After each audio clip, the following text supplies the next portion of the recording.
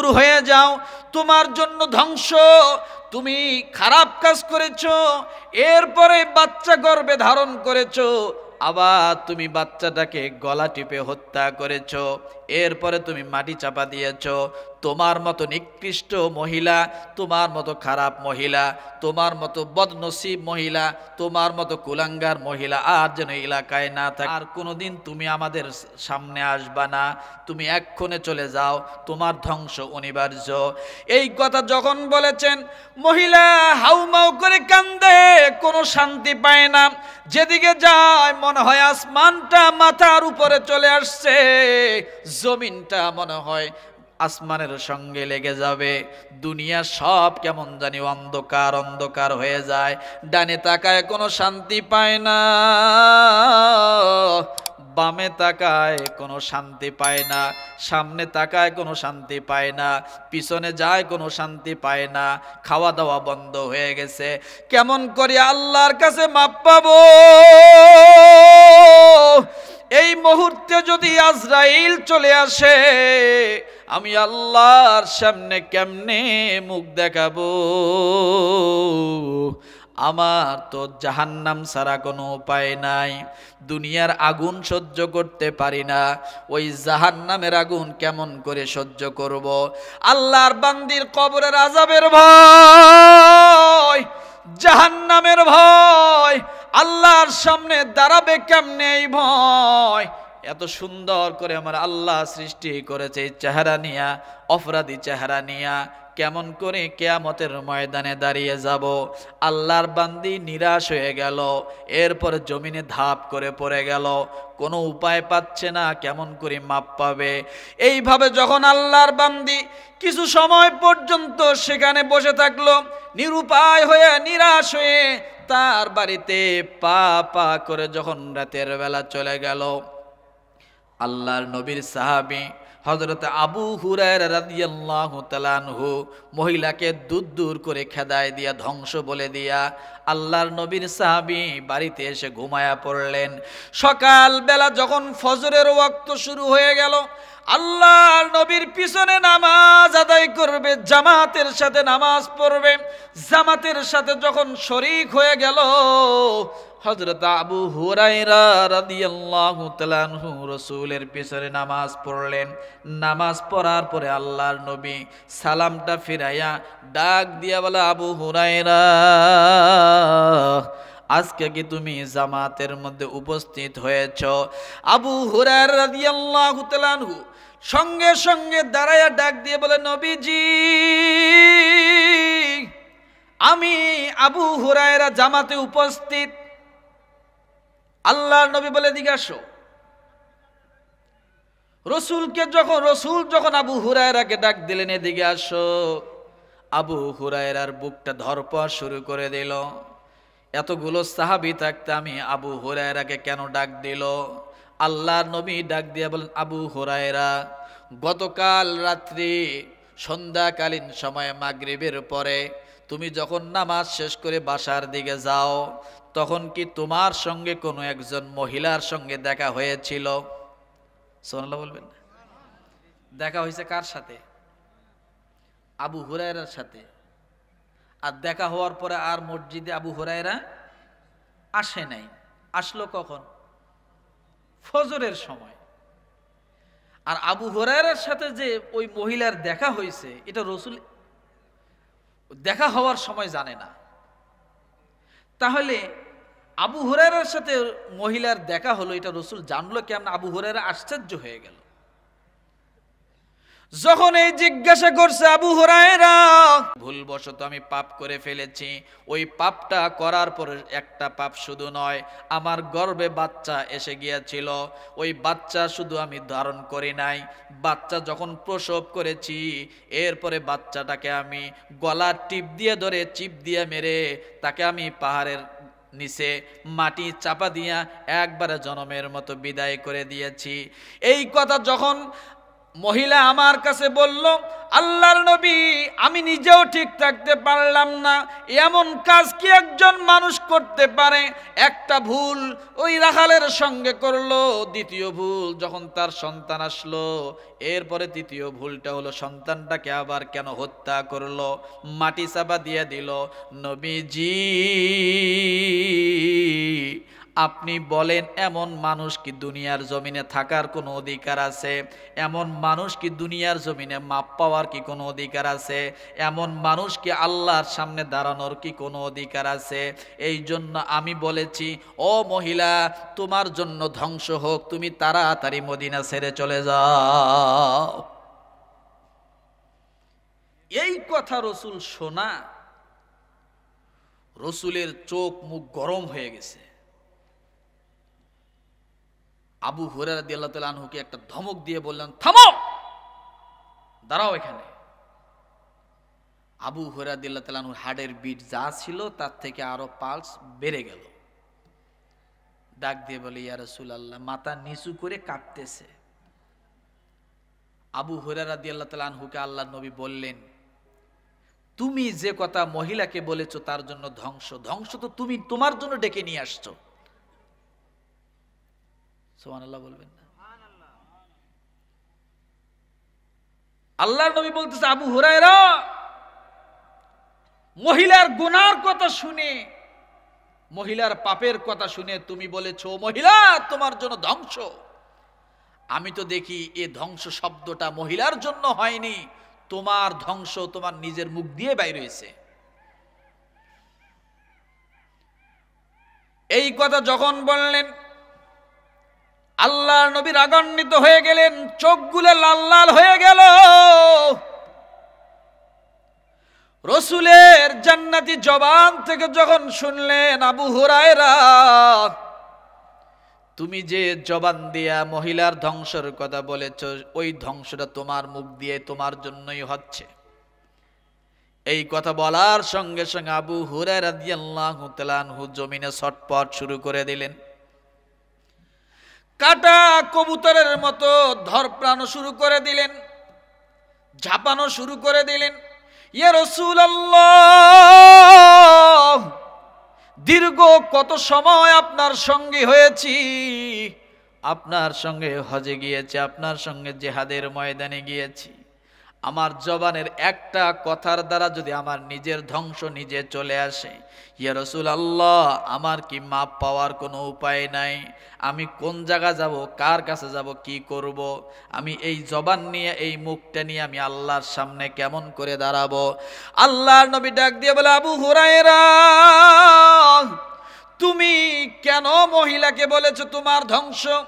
ও আবু হুরায়রা, এই দুনিয়ার জমিনে কোনো মানুষ যদি পাপ করতে দেখো, ওই পাপকে ঘৃণা করো, কোনো পাপীকে ঘৃণা করা যায় না। কোনো মানুষকে দুনিয়ার জমিনে কেউ কাউকে জাহান্নামী শব্দ ব্যবহার করতে পারে না, কাউকে জান্নাতি কথাটাও শব্দ ব্যবহার করতে পারে না। ও আবু হুরায়রা, তুমি কি ওই আয়াতটা পাঠ করো নাই?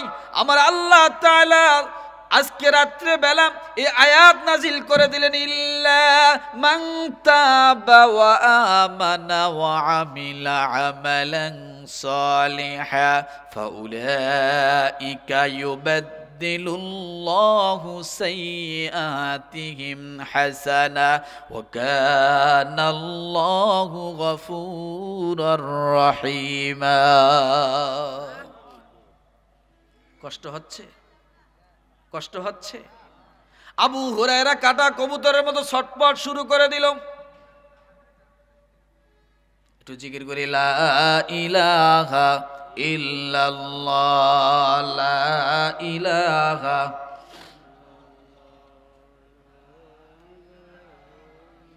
আরো হুজুর আছে, কতক্ষণ চলবে? দোয়া করে দিলে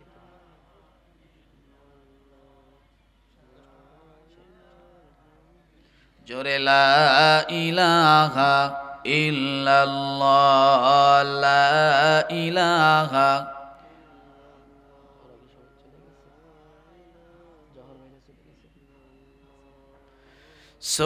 সুবহানাল্লাহ আলহামদুলিল্লাহ, লা ইলাহা ইল্লাল্লাহ, সুবহানাল্লাহ, আলহামদুলিল্লাহ, লা ইলাহা ইল্লাল্লাহ, লা ইলাহা ইল্লাল্লাহু মুহাম্মাদুর রাসূলুল্লাহ। ওই মহিলার সঙ্গে যখন আবু হুরায়রা কথা বলেছেন আর নিরাশ করে দিয়েছেন, মহিলা তুমি এত বড় পাপ করেছো, তুমি মদিনা থেকে বাহির হয়ে যাও, আর আমাদের সামনে আসিও না। তোমার কত বড় সাহস, তোমাকে এখনো জমিনে গিলে ফেলে নাই, তুমি এখনো বাইর হয়ে যাও, তোমার ধ্বংস হয়ে যাবে। এই কথা যখন বলেছে, সঙ্গে সঙ্গে ওই মহিলা ওই সময় একটা কথা আল্লাহর সামনে মেসেজ করে দিয়েছিলেন, আল্লাহ যদি আমাকে মাফ নাই করবে, তাহলে এত সুন্দর করে চেহারা দিয়ে আমাকে কেন আল্লাহ বানাইলো? তাইলে কি জাহান্নামে দেওয়ার জন্য আমাকে বানাইছে? মনে মনে আল্লাহর কাছে মেসেজ পাঠায় দিয়েছিলেন, মালিক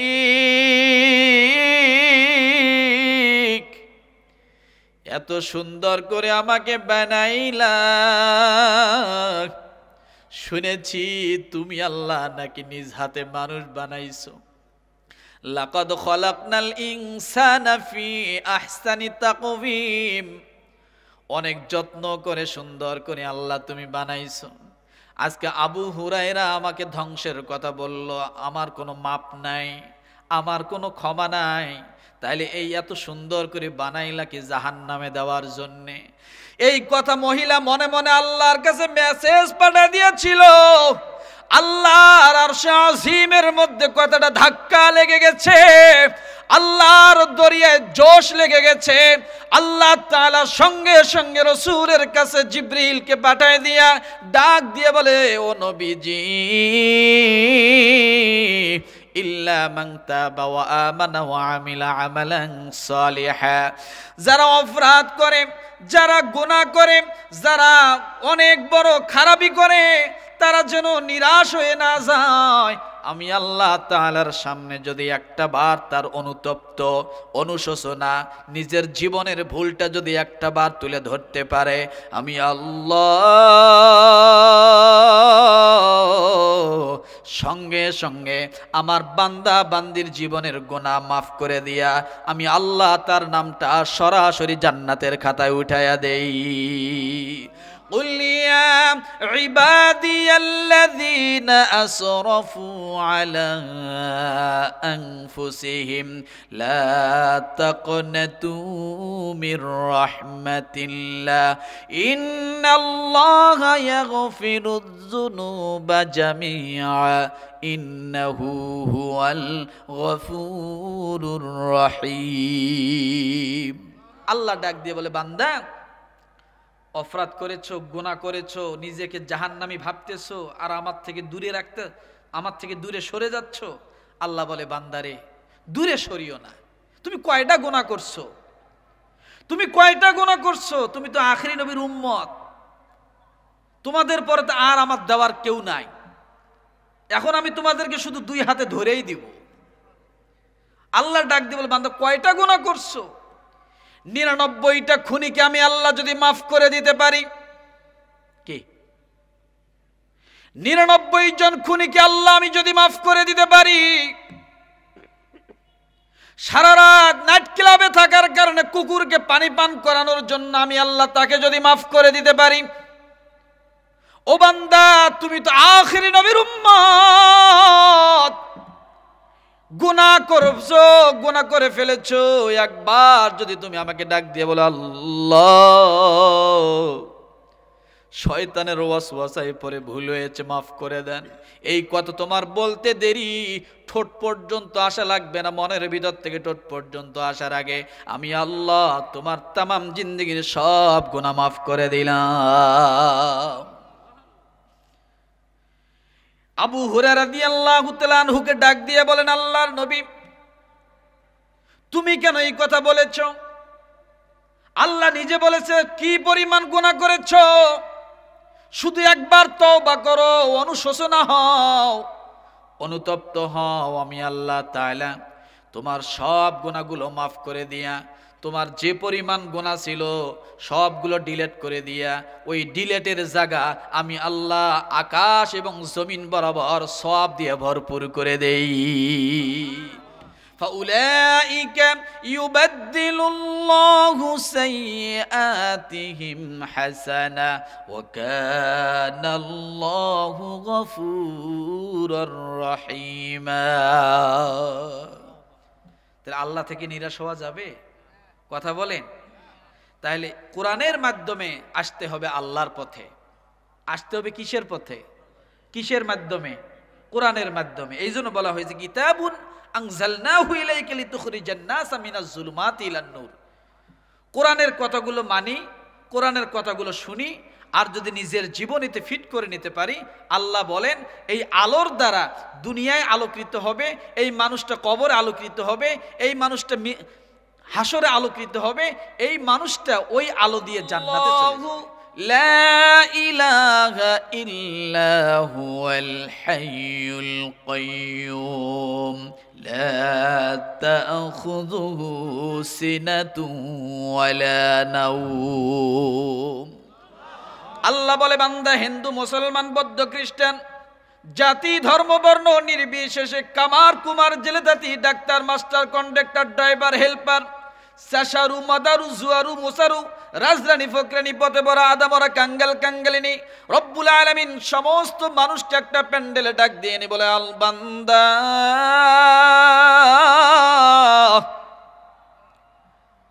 তুমি হিন্দু হতে পারো, বৌদ্ধ হতে পারো, খ্রিস্টান হতে পারো।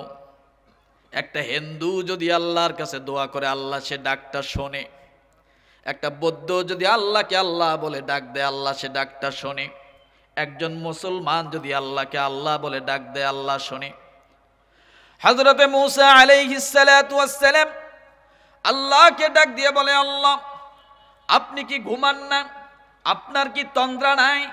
আপনি কি ক্লান্ত হন না? আপনি কি শ্রান্ত হন না? রব্বুল আলামিন মূসা আলাইহিস সালাতু ওয়াস সালামকে ডাক দিয়ে বলে, মূসা রে, আমি আল্লাহর কাছে কোনোদিন ঘুমের সম্পর্ক নাই, তন্দ্রার সম্পর্ক নাই, আমি আল্লাহর সঙ্গে অলসতার কোনো সম্পর্ক নাই। আমি আল্লাহু লা ইলাহা ইল্লা হুয়াল হাইয়ুল কাইয়্যুম লা তাখুযুহু সিনাতুন ওয়ালা নাওম। আল্লাহ ঘুমান না, আল্লাহর কোনো তন্দ্রা নাই। কিন্তু তন্দ্রা, ঘুম, অলসতা সব দিয়েছেন আল্লাহ মানুষকে। কাকে দিয়েছেন বলেন? রব্বুল আলামিন মানুষকে তন্দ্রা দিয়েছেন, ঘুম দিয়েছেন। আপনি এখন যদি প্রশ্ন করেন, আল্লাহ ঘুম দিলেন আমাকে, তন্দ্রা দিলেন আমাকে, অসুস্থতা দিলেন আমাকে, অলসতা দিলেন আমাকে, রব্বুল আলামিন আপনি তো নিজে বলেছেন, ওয়ামা খালাকতুল জিন্না ওয়াল ইনসা ইল্লা লিয়াবুদুন, আমি জিন এবং ইনসানকে আমি আল্লাহ আমার ইবাদতের জন্য সৃষ্টি করেছি। তাহলে ইবাদত করব কখন? যদি আমাদের সব এগুলো পেয়ে যায়। রব্বুল আলামিন ডাক দিয়ে বলে, বান্দা তুমি যদি ফজরের নামাজটা জামাতের সাথে পড়ো, এশার নামাজটা তুমি যদি জামাতের সাথে পড়ো, বান্দা এশার নামাজটা জামাতের সাথে পড়ার পরে বাড়িতে খাওয়া দাওয়া করলাম, এরপরে তোমার তন্দ্রা আসলো, তোমার ঘুম এসে গেল, বান্দা তুমি এখন ঘুমায়া যাও। বান্দা তুমি যদি এখন ঘুমায়া যাও, ফজর পর্যন্ত যদি তুমি ঘুমায়া থাকো, আমি আল্লাহ তোমার মতো বান্দাকে তোমার ঘুমের টাইমটা আমি আল্লাহ বরবাদ করে দিলাম না, বেফলে দিলাম না, অহেতুক সময় নষ্ট করে দিলাম না। তুমি যতক্ষণ পর্যন্ত ঘুমায়েছো, এশার নামাজ জামাতের সাথে পড়ার কারণে আমি আল্লাহ সারা রাত তাহাজ্জুদ নামাজ পড়ার সওয়াব তোমার আমলনামায় দিয়ে দিলাম। তাহলে বোঝা গেল বান্দার ঘুম আসলেও ইবাদত মুক্ত নয়। বান্দার প্রতিটা সেকেন্ড, প্রতিটা মিনিট হলো ইবাদতের মধ্যে। কিন্তু রব্বুল আলামিন ডাক দিয়ে বলে, বান্দা, যে মুয়াজ্জিন সাহেব 5 ওয়াক্ত নামাজের আজান দেয়, সেই আজান শোনার পরও তুমি মসজিদে আসো না, কথা ঠিক কিনা? আল্লাহ ডাক দিয়ে বলে, বান্দারে, আমি আল্লাহ তাআলা কোরআনুল কারীম নাজিল করে দিলাম, কিতাবুন আনজালনাহু ইলাইকা লিতুখরিজান নাসা মিনাজ জুলুমাতি ইলান নূর। এটা এমন একটি কিতাব আমি আল্লাহ তাআলা দিলাম, মানুষকে অন্ধকারাচ্ছন্ন থেকে আলোর পথে নিয়ে আসবে। ও মুসলমান, কোরআনুল কারীম যে ব্যক্তির নিজের জীবনের সঙ্গে ধারণ করে নাই, কোরআনের কথাগুলো যে ব্যক্তি নিজের জীবনের সঙ্গে ধারণ করে নাই, আমার আল্লাহ তাআলা ডাক দিয়ে বলে, বান্দা, কোরআন মাফিক যদি কোনো মানুষ তার জীবনটা চালায়, কোরআন মাফিক যদি কোনো মানুষ তার জীবনটা অতিবাহিত করে, আল্লাহ ডাক দিয়ে বলে, আল্লাযীনা ইস্তামিউনাল কাওলা ফায়াত্তাবিউনা আহসানাহু উলাইকাল্লাযীনা হাদাহুমুল্লাহ ওয়া উলাইকা হুম উলুল আলবাব। যারা কোরআনের কথাগুলো শোনে আর কোরআনের কথাগুলো শোনার পরে নিজের জীবনীতে ফিট করে নেয়, অন্ধকারাচ্ছন্ন জীবনটাকে, নিজের জীবনটাকে আলোয় পরিণত করে নেয়, আল্লাহ বলেন ওই মানুষগুলো হবে হেদায়াত প্রাপ্ত। সুবহানাল্লাহ বলেন। ওই মানুষগুলো কি প্রাপ্ত হবে? হেদায়াত প্রাপ্ত হবে। আপনি যদি প্রশ্ন করেন, হুজুর, হেদায়াত প্রাপ্ত হলে কি হবে? ও মুসলমান, আমি বারবার বলি, হেদায়াত প্রাপ্ত যে মানুষটা হলো, ওই মানুষটার জন্য আমার আল্লাহ কবরে আযাব মাফ করে দিলেন। সুবহানাল্লাহ। যে মানুষটা হেদায়াত প্রাপ্ত হলো, সেই মানুষটাকে আমার আল্লাহ আরশের নিচে ছায়া দান করে দিল। যে মানুষটা হেদায়াত প্রাপ্ত হলো, আমার আল্লাহ ওই মানুষটাকে ডান হাতে আমল নামা দেবে কিয়ামতের ময়দানে। যে মানুষটা হেদায়াত প্রাপ্ত হবে, আমার আল্লাহ তাআলা ওই মানুষটাকে হিসাবকে সহজ করে দেবে। যে মানুষটা হেদায়াত প্রাপ্ত হবে, আমার আল্লাহ ওই মানুষটাকে জান্নাতের ফয়সালা করে দিবে। কিসের ফয়সালা? জান্নাতের ফয়সালা। আর এই হেদায়াত আসবে হলো কোরআনের মাধ্যমে। কিসের মাধ্যমে বলেন? আল্লাহ পাক রব্বুল আলামিন বলেন, শাহরু রমাদানাল্লাযী উনজিলা ফীহিল কুরআন হুদাল লিন-নাসি ওয়া বাইনাতিম মিনাল হুদা ওয়াল ফুরকান। এটা হলো হুদাল লিন-নাস, দুনিয়ার সমস্ত মানুষের জন্য এটা হেদায়েতের বাণী। যে মানবে সে উপকৃত হবে, যে মানবে না সে সবচাইতে নিকৃষ্টতম মানুষ হবে। কোরআন যে মানবে সে মানুষ, কোরআন যে মানবে না সে মানুষ হবে না। এটা আমার কথা না, আল্লাহ নিজে সূরা রহমানের মধ্যে বলেছেন যে মানুষ সৃষ্টি করার আগে আমি আল্লাহ কোরআন সৃষ্টি করেছি। কেন? এটা মানুষের জীবনের একটা ম্যানুয়াল। মানুষ কিভাবে চলবে, কিভাবে রাষ্ট্র পরিচালনা করবে, কিভাবে পরিবার পরিচালনা করবে, কিভাবে সমাজ পরিচালনা করবে, এটার একটা ম্যানুয়াল। এটার নাম হলো কোরআন। আর রহমান আল্লামাল কুরআন খালাকাল ইনসান আল্লামাহুল বায়ান। যদি নিজেকে মানুষ দাবি করি, তাহলে ওই মানুষটাকে দেখতে হবে যে মানুষটার ভিতরে কোরআন আছে কি নাই। কি বলেন তো? নিজেকে মানুষ দাবি করলে তার ভিতরে কোরআন আছে কি নাই এটাকে রিসার্চ করতে হবে। যার ভিতরে কোরআন থাকবে, আপনি তাকে মানুষ বলেন আর না বলেন, আল্লাহ বলেছেন সে মানুষ। সুবহানাল্লাহ বলবেন না? আল্লাহ বলেছেন সে একজন মানুষ। ও মুসলমান, এই মানুষ হওয়ার জন্য কোরআন লাগবে। অন্ধকার থেকে কোনো মানুষ যদি আলো পেতে চায় তাহলে কোরআন লাগবে। কোরআন হলো একটা বাতি, কোরআন হলো একটা পরশ পাথর। এই পরশ পাথরকে যেখানেই লাগাবেন সেখানেই আলো দিবে, সেখানেই আলো দিবে। কিন্তু বড় সমস্যা হলো কোরআনকে আমরা চিনি না, কোরআনকে আমরা মানি না।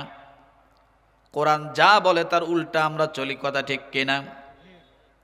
কোরআনের বাণী ভুলে গেছি মোরা, হাদিস মনেতে নাই, পরিচয় দিতে লজ্জায় মরি, অবাক বিশ্ব ভাই।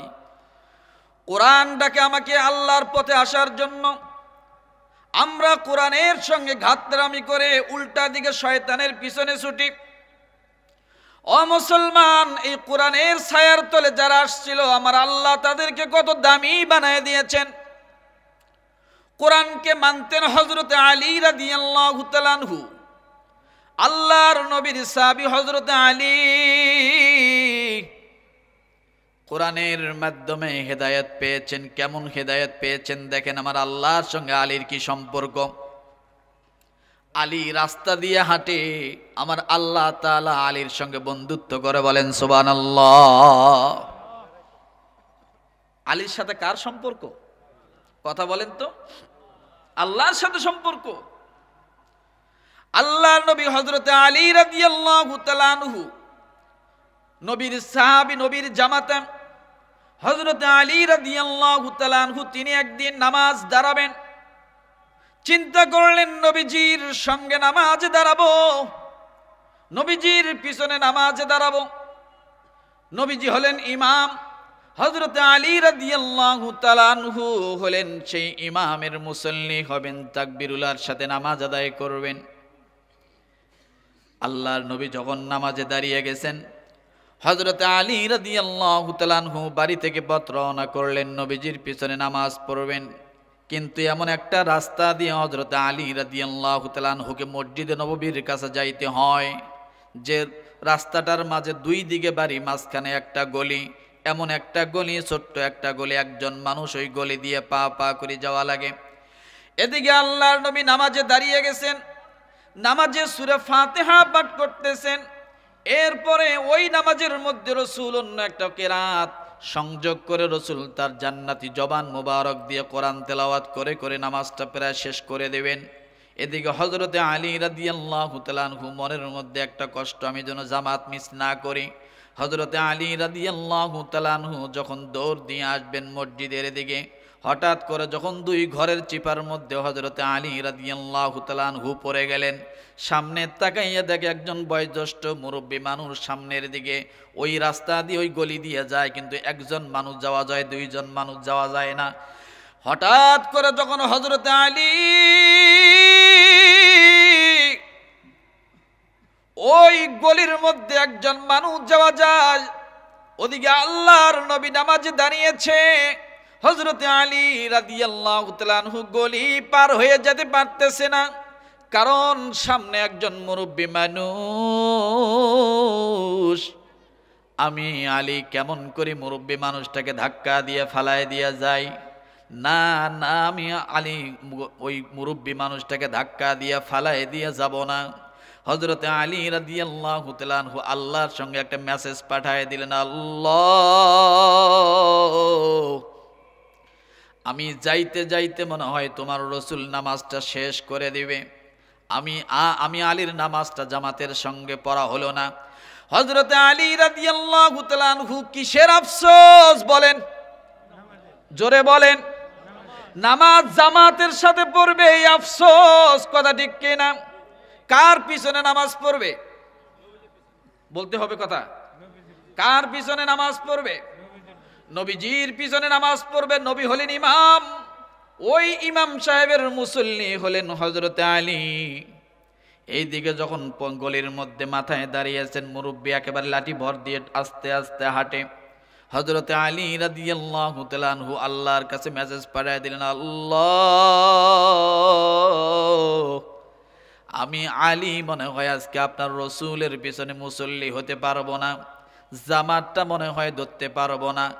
এই কথা যখন হযরতে আলী রাদিয়াল্লাহু তাআলা আনহু ডাক দিয়ে বললেন আল্লাহকে, রব্বুল আলামিনের হাবিব প্রথম রাকাতে সূরা ফাতিহা শেষ করে দিয়েছে, এরপর অন্য একটা সূরা মিলেছে। আল্লাহর নবী সিজদায় পড়ে যায়, সুবহান রাব্বিয়াল আযীম, সুবহান রাব্বিয়াল আযীম, সুবহান রব্বিয়াল আযীম বলে বলে রসুল। অন্য দিন রসুল সুবহান রব্বিয়াল আযীম সুবহান রব্বিয়াল আযীম 5 বার 7 বার বলে, কিন্তু আল্লাহর নবী আজকে মাথা উঠায় না। আল্লাহু আকবার বলেন, আরো জোরে বলেন, আরো জোরে বলেন। নবী সিজদায় পড়ে গেছে, মাথা উঠায় না। পিছনে যে সমস্ত সাহাবীরা নামাজে দাঁড়িয়েছে রসুলের পিছনে, তার আশ্চর্য হয়ে গেল, আজকে রসুল রুকুতে চলে গেছে, কেন মাথা উঠায় না, কেন মাথা উঠায় না, কেন মাথা উঠায় না। একজন সাহাবী আর একজন সাহাবী নিজে নিজে তারা মনে মনে বলতেছে, রসুল কি রুকুতে মারা গেল নাকি? আল্লাহর নবী মাথা উঠান না।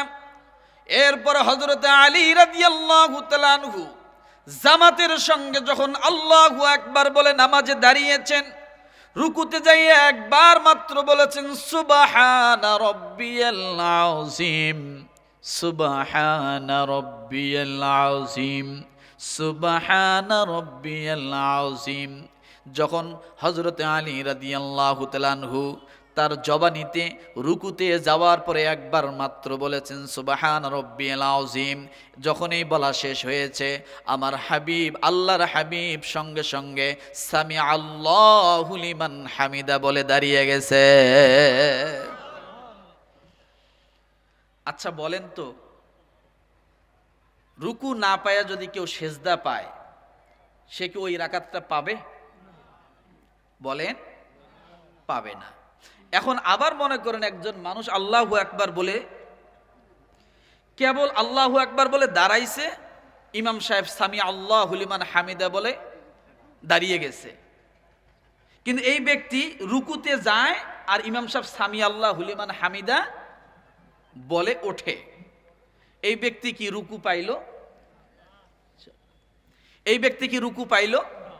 রাকাত পাইল না। রাকাত পাইতে হলে কি করতে হবে? কমসে কম একবার সুবহান রব্বিয়াল আযীম বলতে হবে। যদি এই একবার বলতে না পারে তাহলে তার ওই রাকাতটা পাওয়া হলো না। ও মুসলমান, হযরত আলী রাদিয়াল্লাহু তাআলা আনহু একবার বললেন সুবহান রব্বিয়াল আযীম, আল্লাহর নবী সঙ্গে সঙ্গে সামি আল্লাহু লিমান হামিদা রব্বানা লাকাল হামদ বলে দাঁড়িয়ে গেলেন। রাকাত আল্লাহর নবী একটা একটা করে সব কয়টা রাকাত শেষ করে দিলেন। আল্লাহর নবী সালামটা ফিরাইয়া পূর্ব দিকে তাকাইয়া হযরত আলী রাদিয়াল্লাহু তাআলা আনহু কে রাসূল ডাক দিয়ে বলে, আলী কোথায় আছো তুমি? আমার সামনে এসে হাজির হও। কে বলছে কথা? বোঝেন নাই কথা? কোথায় আছো? সামনে এসে হাজির হও। হযরত আলী রাদিয়াল্লাহু তাআলা আনহুর বুকটা ধরপড় শুরু করে দিল, কাঁপুনি শুরু হয়ে গেল। কি আশ্চর্য কথা! আমি আলী কি এমন ভুল করলাম, কি এমন অন্যায় করলাম? মসজিদ ভরা সাহাবায়ে কেরাম থাকতে আমি আলীকে রাসূল সালাম ফিরাইয়া কেন ডাকলো? হযরত আলী রাদিয়াল্লাহু তাআলা আনহু কাঁপতে কাঁপতে আল্লাহর নবীর সামনে এসে ডাক দিয়ে বলি, ইয়া রাসূলুল্লাহ, কি এমন গোস্তাখি করলাম আপনি বলেন? কি এমন বেয়াদবি করেছে আপনি বলেন? আমার কোনো গোস্তাখি হয়েছে নাকি? আল্লাহর নবী ডাক দিয়ে বলে, আলী বলো তোমার সঙ্গে আমার আল্লাহর কেমন সম্পর্ক? তোমার সঙ্গে আমার আল্লাহর কেমন সম্পর্ক? হযরত আলী রাদিয়াল্লাহু তাআলা আনহু কিছুই বুঝে উঠতেছেন না, আল্লাহর নবী কেন হঠাৎ করে এই কথা বললেন। মসজিদ ভরা সাহাবায়ে কেরাম কারো নাম ধরে ডাকলেন না। মসজিদ ভরা সাহাবায়ে কেরাম রাসূলের পিছনে জামাতে নামাজ পড়লেন, কাউকে প্রশ্ন করলেন না। হযরত আলী রাদিয়াল্লাহু তাআলা আনহু বড় ঘাবড়িয়ে গেলেন, চোখ দিয়ে পানি ছেড়ে দিয়েছেন। ইয়া রাসূলুল্লাহ, আমি আপনার চাচাতো ভাই, আমি আপনার জামাই, আল্লাহর সঙ্গে কেমন সম্পর্ক আমার থেকে আপনি ভালো জানেন। আমার কোনো যোগ্যতা নাই, আমি শুধু আপনার জুতা মুবারক উবানোর জন্য প্রস্তুত, আপনার হুকুমগুলো সুন্নতগুলো পালন করার জন্য প্রস্তুত। ইয়া রাসূলুল্লাহ, আমি কিছুই বুঝলাম না। নামাজ শেষ করার পরে আপনি অন্যদিন আস্তাগফিরুল্লাহ আস্তাগফিরুল্লাহ বলেন, অন্য দোয়াগুলো আপনি আঙ্গুলের কড়ায় কড়ায় গনে গনে করেন, কিন্তু আজকে আপনি সালাম ফিরাইয়াই উল্টে দিকে মুখটা দিয়া আমি আলীকে কেন তলব করলেন আমি কিছুই বুঝলাম না। আল্লাহ নবী ডাক দিয়ে বলেন, আলী, আমি আমার জীবনে যতদিন ইমামতি করেছি, যতদিন নামাজ পড়িয়েছি, তার মধ্যে 2 বার আমি রুকুর মধ্যে দেরি করেছি। রুকুর মধ্যে আমি দেরি করেছিলাম। একবার হলো আমার মনের মধ্যে ছিল, আল্লাহ আমি বাইতুল মুকাদ্দাসের দিকে ফিরে নামাজ পড়ব না, আমি কাবা চাই। কি চাই? আমি কাবার দিকে ফিরে নামাজ পড়তে চাই। এমন সময় নামাজের মধ্যে জিবরিল আলাইহিস সালাতু ওয়াস সালাম এসে কাবা ঘুরিয়ে দেয়। ও আলী, আজকে তুমি সাহাবায়ে কেরামকে জিজ্ঞাসা করো, আজকে এত লম্বা সময় কেন আমাকে রুকু করা লাগলো ইমাম হয়া? কারণ ইমাম হয়ে বেশি লম্বা হয়ে রুকু সেজদা বেশি একটা করা ঠিক না, অনেক লম্বা সূরা পড়া ঠিক না।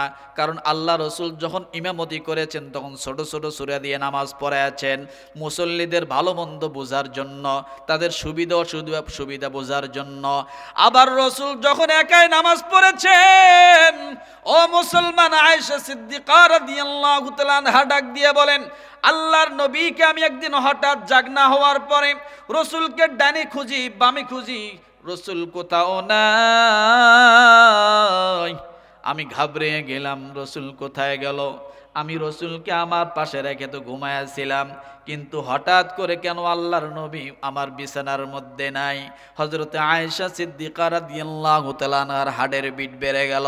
হঠাৎ করে যখন চকি থেকে নিচের দিকে তাকাইলেন, তাকাইয়া দেখেন যখন পা দুইটা নিচে নামায়া দিলেন, সঙ্গে সঙ্গে হযরতে আয়েশা সিদ্দিকা রাদিয়াল্লাহু তাআলা আনহার পায়ের সঙ্গে আল্লাহর নবীর পায়ের মধ্যে একটা টাচ লেগে গেল। কি লেগে গেল? একটা টাচ লেগে গেল। টাচ লাগার সঙ্গে সঙ্গে আয়েশা সিদ্দিকা রাদিয়াল্লাহু তাআলা আনহা বুঝতে পারলেন রসুল বিছানায় নাই। তাই কি হয়েছে? রসুল তো যায় নামাজের মধ্যে আল্লাহর সঙ্গে সিজদায় কথা বলছে। সুবহানাল্লাহ, আল্লাহর সঙ্গে সিজদায় কথা বলছে।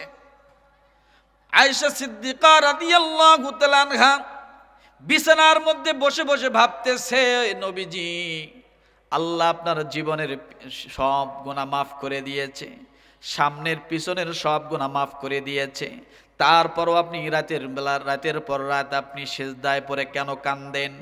আল্লাহর নবীর স্ত্রী উম্মুল মুমিনিন আয়েশা সিদ্দিকা রাদিয়াল্লাহু তাআলা আনহা এইটা বসে বসে মনে মনে যখন ভাবতেছিলেন আর চিন্তা করছেন রসুল কখন সিজদা থেকে উঠবে। ও মুসলমান, আয়েশা সিদ্দিকা রাদিয়াল্লাহু তাআলা আনহা 10 মিনিটের মতো থেকে রসুল মাথা উঠায় না।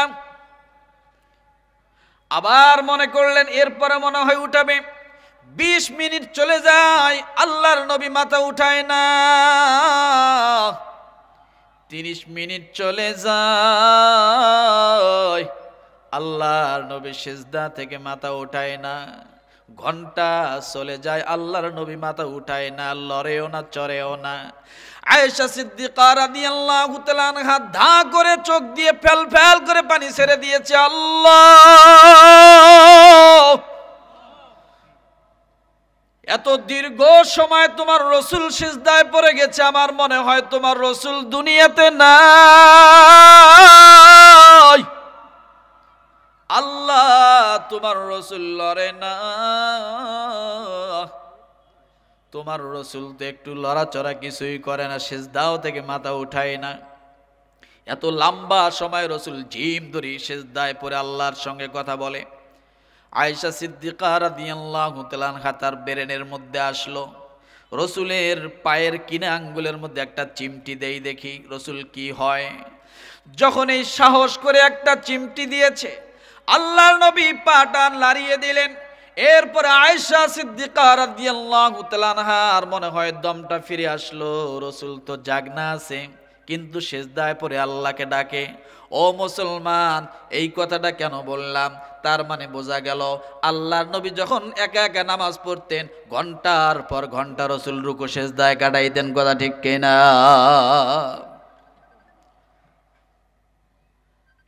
এদিকে আল্লাহর নবী যখন ইমামতি করতেন তাড়াতাড়ি করে নামাজ শেষ করতেন, ছোট ছোট সূরা দিয়ে নামাজ পড়াইতেন।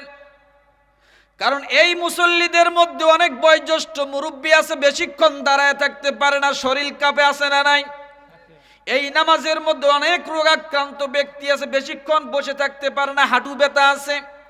এই মুসল্লিদের মধ্যে এমনও মুসল্লি আছে হয়তোবা তার পেট নষ্ট থাকতে পারে, তাড়াতাড়ি বাথরুমে যাওয়া লাগতে পারে, ঘন ঘন বাথরুমের অভ্যাস মানুষের আছে না নাই?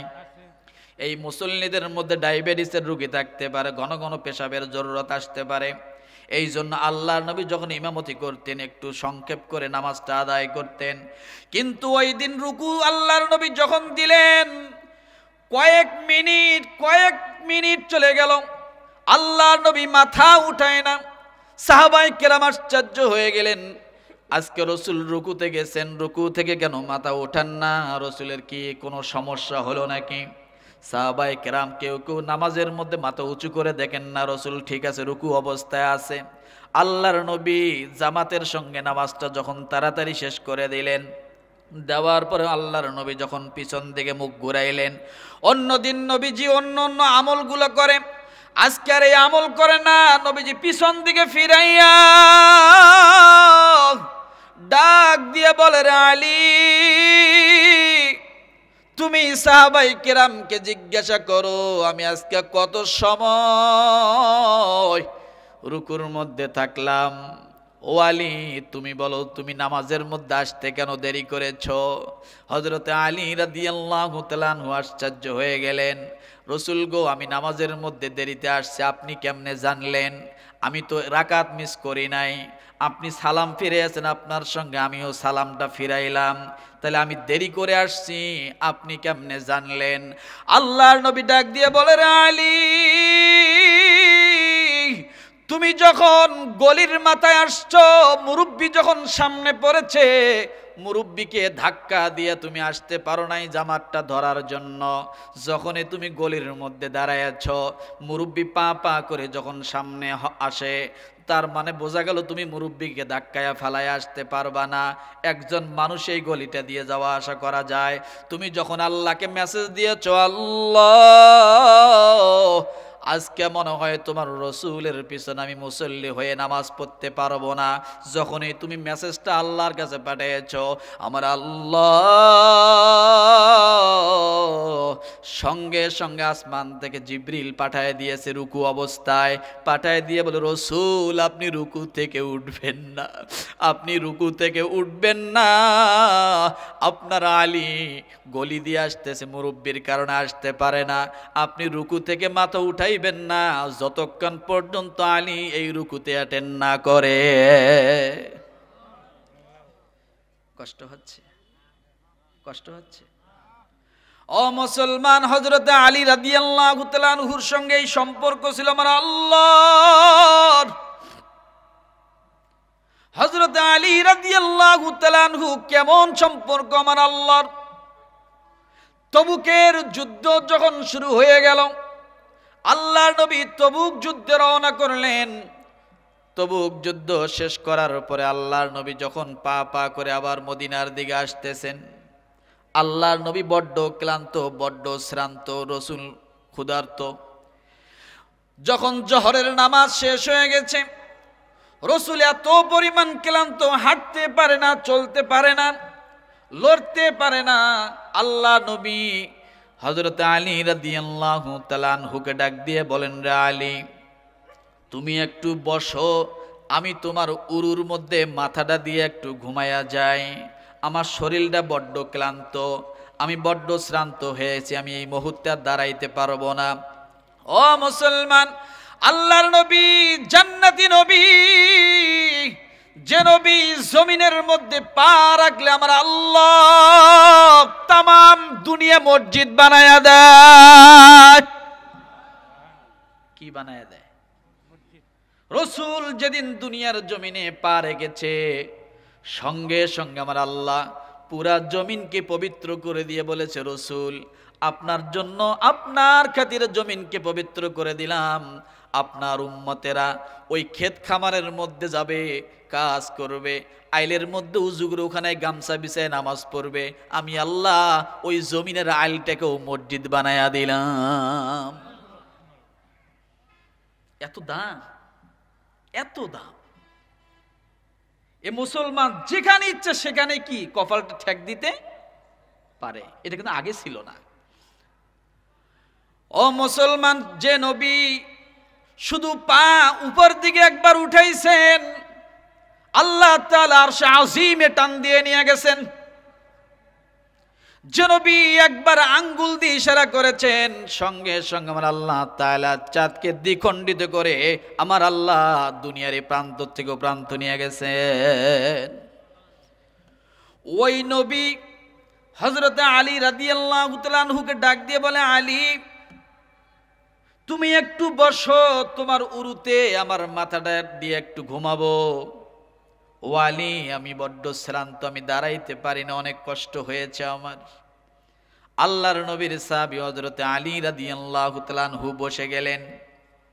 রসুল মাথা দিয়া ঘুমায়া পড়লেন। গভীর ঘুম রসুলের, এত গভীর ঘুম, এদিকে আসরের নামাজের জামাত চলে যায়।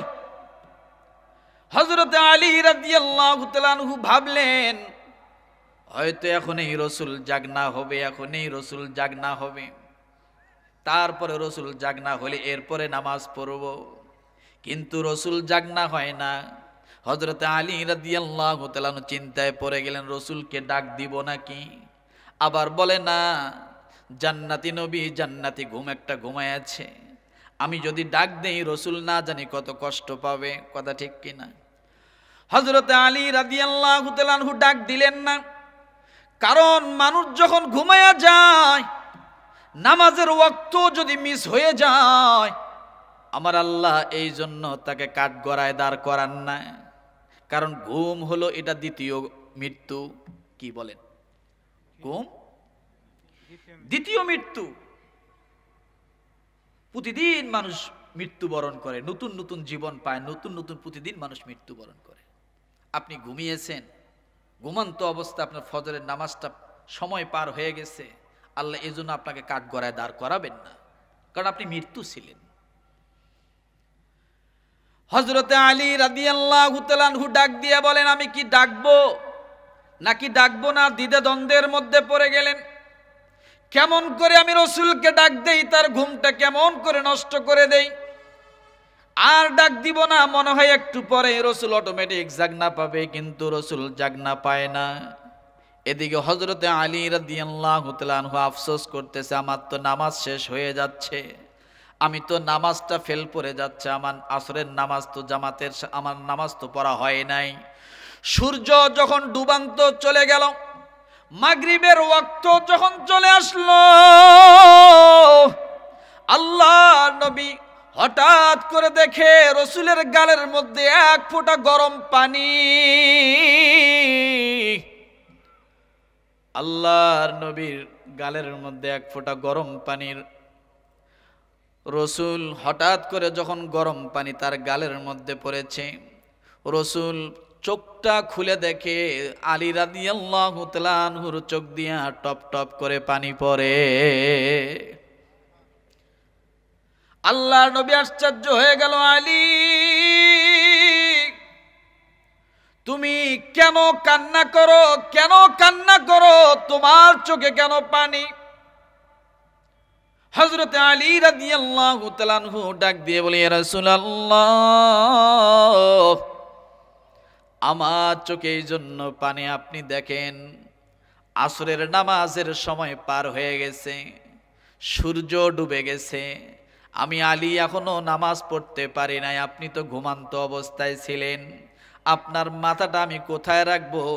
আপনার মাথাটা আমার উরুতে। এই অবস্থায় নামাজ যখন কাজা হয়ে যাচ্ছে, আমার হৃদয়টা মনে হয় দুমড়ে মুচড়ে খাচ্ছে, আমার অনেক কষ্ট লাগতেছে, নামাজটা কাজা হয়ে যায়। সূর্য ডুবে গেল, মাগরিবের ওয়াক্ত চলে আসলো। আল্লাহর নবী যখন হযরতে আলী রাদিয়াল্লাহু তাআলা আনহুর এই কথাগুলো শুনলেন, রাসূল একটা মুস্কি হাসি দিলেন, ডাক দিয়ে বলেন, আলী তোমার কি আসরের নামাজ কাজা হয়েছে? সূর্য ডুবেছে, এই জন্য তুমি কাঁদছো। তুমি আর কান্না করো না, আমি আল্লাহর কাছে বলে তোমার জন্য আবার সূর্যটা ফিরায় নিয়ে আসব। কি ফিরায় নিয়ে আসবো? সূর্যটা। তোমার আর কাঁদতে হবে না, তুমি কান্না থামো, আমি রসুল আছি না, কি চিন্তা করো? হযরত আলী রাদিয়াল্লাহু তাআলা আনহু কান্না অবস্থায় মুস্কি হাসি দিয়ে বসছে। বলি, ইয়া রাসূল, আপনি কি বলেন? সূর্য ডুবে গেছে, এটার আবার আপনি আনবেন? কয় বিশ্বাস হয় না? কয় আনলে তো আগে আনেন, তাড়াতাড়ি নামাজটা পড়ি। কয় এত তাড়াতাড়ি দরকারটা কি? সূর্য আনলে তো হইছে। রব্বুল আলামিনের কাছে আল্লাহর নবী একটা মেসেজ পাঠায় দিয়ে ডাক দিয়ে বলে, আল্লাহ, আমি রাসূল মাথা রেখেছি, হযরত আলী রাদিয়াল্লাহু তাআলা আলী নামাজ পড়তে পারে নাই। আর এই অবস্থায় যদি সূর্যটা আর ফিরে না আসে, তাহলে আমি রাসূলের মাথা রাখার কারণে আসরের নামাজ মিস হয়ে গেল। এটা উম্মতের মাঝে একটা দলিল হয়ে চলে যাবে। মানুষ হয়তো বলবে রাসূলকে মাথায় রাখার কারণে নামাজ পড়া বাদ দিয়েছে। আয় আল্লাহ, আমি রাসূল বলছি, আসরের নামাজ পড়ার জন্য যতটুকু সূর্য আবার পুনরায় ফিরাইয়া দিতে হয়, আপনি এক্ষুনি সূর্যটা আবার ফিরাইয়া দেন। এই কথা বলার সঙ্গে সঙ্গে ডুবান্ত সূর্য আর দেরি করে নাই, আবার পুনরায় আসরের নামাজ পড়ার জন্য যতটুকু সময় লাগে অতটুকু পরিমাণ সূর্য আবার জায়গা মতো চলে আসছে। সুবহানাল্লাহ।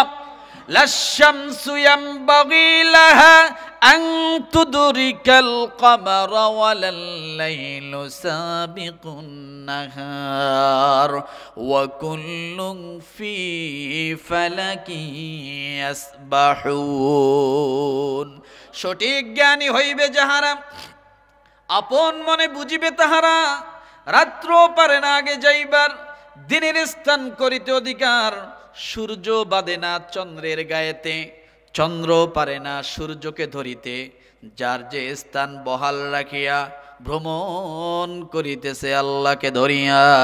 কালিমা লা ইলাহা, জোরে বলেন লা ইলাহা ইল্লাল্লাহ, লা ইলাহা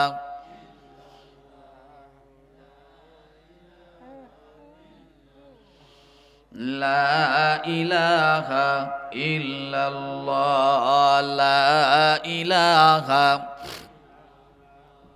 জোরে লা ইলাহা, লা ইলাহা ইল্লাল্লাহু মুহাম্মাদুর রাসূলুল্লাহ।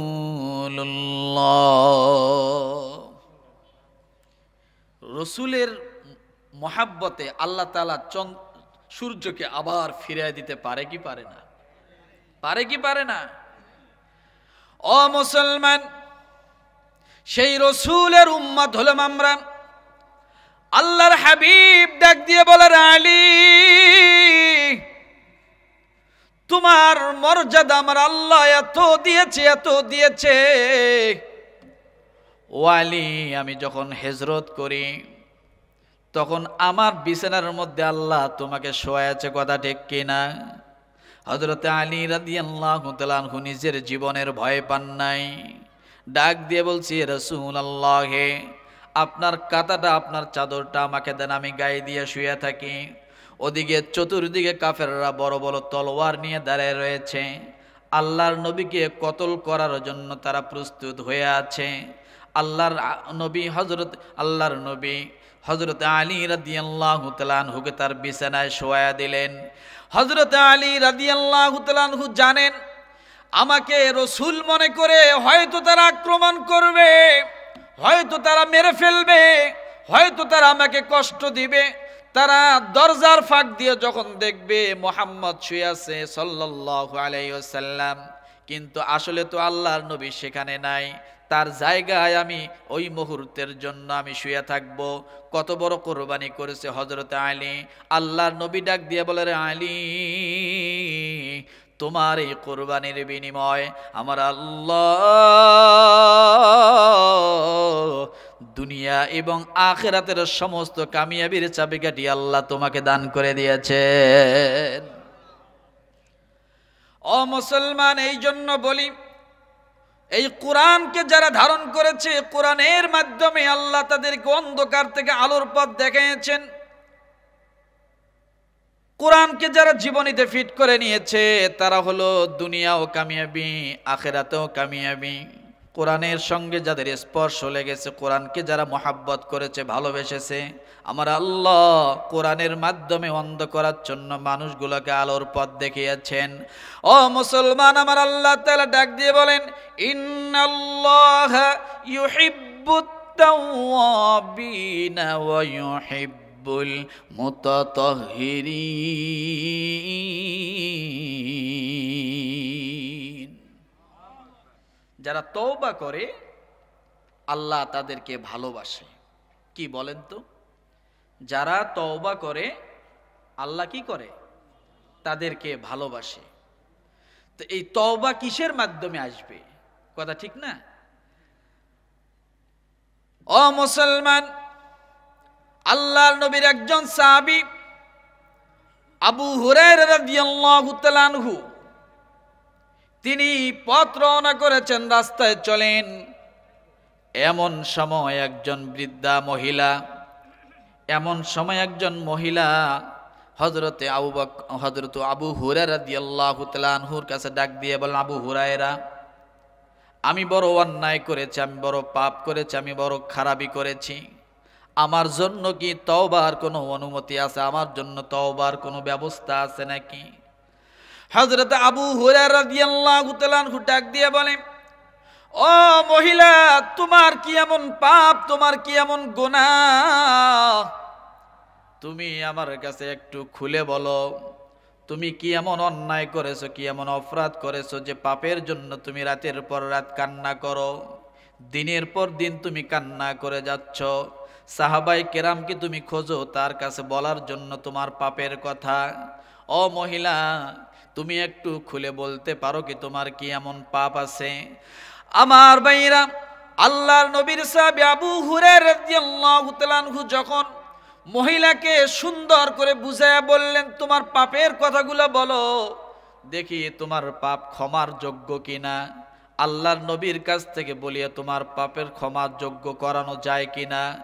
তখন মহিলা ডাক দিয়ে বলে, ও আল্লাহর নবীর সাহাবী, আমি ভুলবশত কোনো একটা কারণে কোনো এক রাখালের সঙ্গে খারাপ সম্পর্ক করেছিলাম। ওই খারাপ সম্পর্কর কারণে একটা বাচ্চা আমার গর্ভের মধ্যে চলে আসে, আর ওই বাচ্চাটা মানুষজন জানার আগে আমি বাচ্চাটার গলা টিপে হত্যা করে পাহাড়ের পাদদেশের মধ্যে মাটি চাপা দিয়া এরপরে আমি সেখান থেকে চলে আসি। যেদিন আমি এই কাজ করেছি, ও নবীর সাহাবী, সেই দিন থেকে আমি আর খাবার খাইতে পারি না, ঘুমাইতে পারি না। আমি যখন রাতের বেলা বাতিটা অফ করে দরজা লাগাইয়া ঘুমাই, আমার মনে হয় আমি কবরের মধ্যে ঘুমাইয়াছি। আযাবের ফেরেশতা মনে আমাকে এক্ষণে গ্রেফতার করবে, মালাকুল মউত মনে আমার সামনে চলে আসবে, আমি মারা যাব। ও আল্লাহর নবীর সাহাবী, আমি এত বড় পাপ করেছি, ভুল করার কারণে সন্তান গর্ভে এসেছিল, ওই সন্তানটাকেও আমি হত্যা করে ফেলেছি, মাটি চাপা দিয়েছি, মানুষকে আমি বুঝতে দেই নাই। আল্লাহর নবীর সাহাবী আবু হুরায়রা রাদিয়াল্লাহু তাআলা আনহু যখন এই কথা মহিলার মুখ থেকে শুনলেন, শোনার সঙ্গে সঙ্গে আবু হুরায়রা রাদিয়াল্লাহু তাআলা আনহু মহিলাকে ডাক দিয়ে বলে, মহিলা, এক্ষণে তুমি আমার থেকে দূরে চলে যাও।